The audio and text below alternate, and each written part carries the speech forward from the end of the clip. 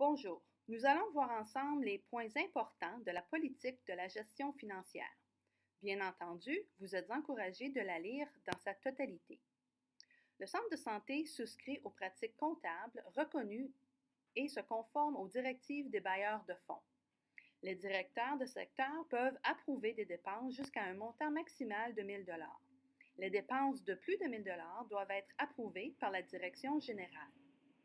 Toute dépense de plus de 10 000 $ doit être approuvée par le conseil d'administration, à moins que celle-ci soit incluse dans le budget annuel et approuvée par le bailleur de fonds.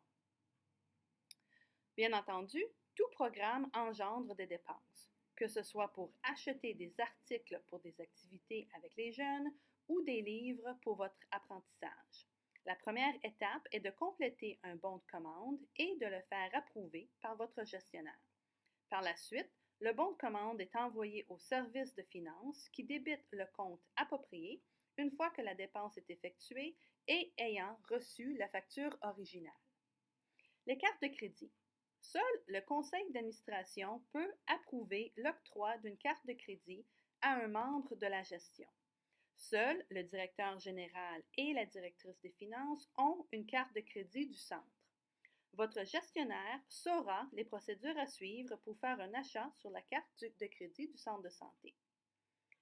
Les déplacements. Vous aurez certainement à vous déplacer pour faire votre travail, que ce soit entre les sites ou pour participer à une réunion. Le centre de santé rembourse les déplacements au taux de 40 sous le kilomètre. Si vous voyagez pour la journée et vous devez débourser pour un repas, vous serez remboursé un maximum de 8 $ pour le déjeuner, 12 $ pour le lunch et 23 $ pour le souper. Il est conseillé de remplir le formulaire de déplacement à la fin de chaque mois et vous devez envoyer vos reçus originaux si vous avez déboursé pour du stationnement, par exemple. Vous trouverez le formulaire de déplacement sur le P-Drive dans le fichier des politiques de 2015, le fichier politique de la gestion financière et dans le fichier formulaire.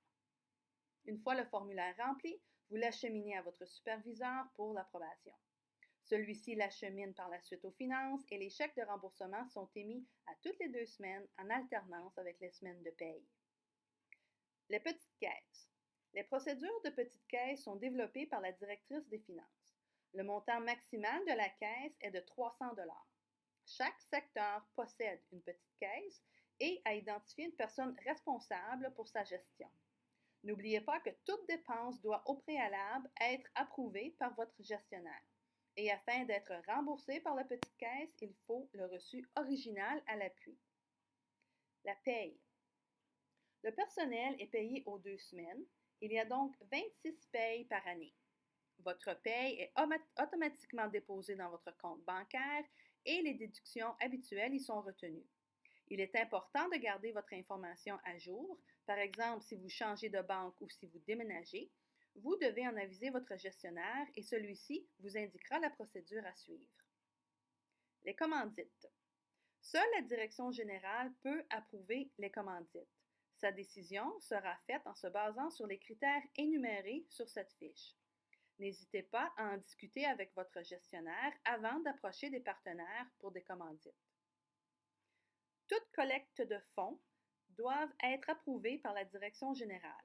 Le centre permettra la collecte de fonds pour des items ou des événements qui peuvent contribuer à accroître la qualité de nos programmes et services et pour lesquels nous ne recevons pas de financement. Voici ce qui met fin à la politique de la gestion financière. Si vous avez des questions, n'hésitez pas à contacter votre gestionnaire. Merci.